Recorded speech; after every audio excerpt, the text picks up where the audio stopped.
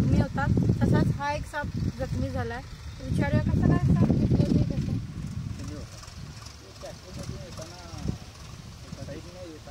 ते दिसलं, ते जखमी झालंय थोडंसं। तर काही काही लोक कमेंट करतात की शेतामध्ये साप तुम्ही कशाला पकडता, तर ही तर पूर्ण शेतीची चाल आहे। पण काही काही अशा वेळी अशी सिच्युएशन होते की साप तेव्हा पकडावेच लागतात। कधी कधी जे शेतकरी असतात ते शेतात जायला सुद्धा घाबरतात, त्यामुळे पकडावे लागतात। नाही तर कधी कधी असे जखमी साप सुद्धा मिळतात, त्यामुळे यांना रेस्क्यू करावं लागतं आणि सुरक्षित ठिकाणी त्यांना सोडावं लागतं। आताच इथं एक साप पडलाय, तुम्ही बघू शकता। त्याला केवढं लागलंय, किती लागलंय माहिती नाहीये, आणि आहे जिवंत तरी आहे। मला वाटलं तो डेड झाला आणि काट टाकायला आलाय, तुम्ही बघू शकता। त्याचे डोळे असे निळे असे दिसालेत आणि तो काट टाकायला आलाय मित्रांनो। त्याला काही दिसत नाहीये।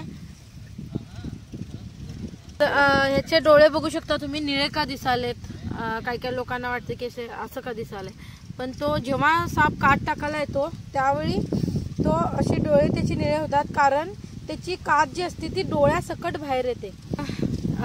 आता सापाला ना डोळ्याची पापणी नसते, आणि त्यामुळे तिथं जे तो सरपटणारा प्राणी आहे, त्यामुळे त्याला डोळ्याला वगैरे कधी पण लागू शकते। आणि ती झीज भरून काढण्यासाठी निसर्गानं असं त्याची रचना केलेली आहे। तर ही तुम्हाला काट दिसाले, ती अशी डोळ्यासकट त्याची निघणार आहे।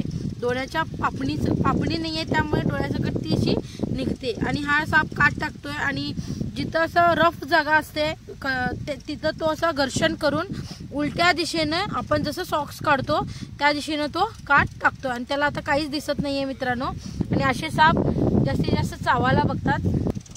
तर साप काट का टाकतो, कारण त्याला घर्मग्रंथी नाहीये, आणि त्यामुळे शरीराची झीज भरून काढण्यासाठी हा जगातले प्रत्येक साप काट टाकतो। आणि काट टाकताना तो थोडासा नाजूक होतो, कारण त्याला ओझं असल्यासारखं वाटतंय, आणि पूर्ण काट टाकल्यानंतर तो पूर्ण फ्रेश होतो। पण काही काही अंधश्रद्धा आहेत की त्याचा पुनर्जन्म होतो काट टाकल्यामुळे।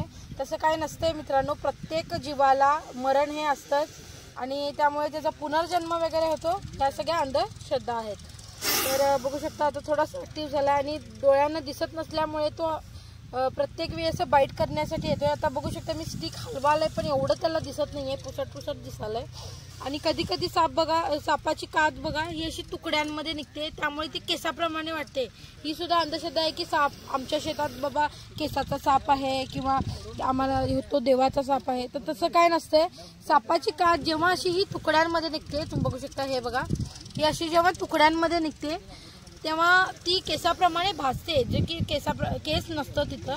आणि सापाची त्वचा कॅरेटिननं बनलेली असते, आणि आपल्या नखावरती केस उगत नसते। आपले नख, दात आणि केस हे कॅरेटिननं बनलेले असतात, त्यामुळे नखावरती जर केस उगत नसतील तर सापाच्या अंगावरती कसं काय केस उगू शकतात? कॉमन सेन्सचा प्रकार आहे। तर ठीक आहे, अंदाजे 4 वर्षाचा हा नाग आहे। थोडंसं खरचटलंय त्याला नांगरामुळे, पण आतमध्ये पंक्चर झालं नसल्यामुळे त्याला काही होणार नाहीये। तो आरामात सुदृढ आहे, आणि काट टाकल्यामुळे तो अजून जास्त फ्रेश होणार आहे। तर व्हिडिओ आवडला जरूर लाईक करा, शेअर करा, कमेंट करा कसा वाटला video. Snake saver Shivani YouTube चॅनलला जरूर फॉलो करा, कारण अशीच माहिती आम्ही तुम्हाला देत जाऊ। सापाबद्दलच्या ज्या अंधश्रद्धा आहेत त्या मिटवून जी त्याची सायंटिफिक माहिती आहे ती आम्हाला तुम्हाला द्यायची आहे, आणि असेच सोबत राहा। खरं तर साप हा शेतकऱ्याचा मित्र मानला जातो, पण भरपूर शेतकरी सापांना मारतात, आणि एक साप मारून काय त्याच्यावरती तोडगा निघत नाही, लक्षात घ्या।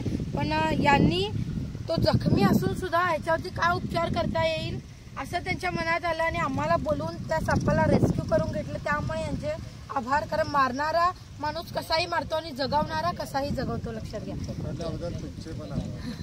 नाही सर, तर ठीक आहे, व्हिडिओ आवडला जरूर लाईक करा, धन्यवाद।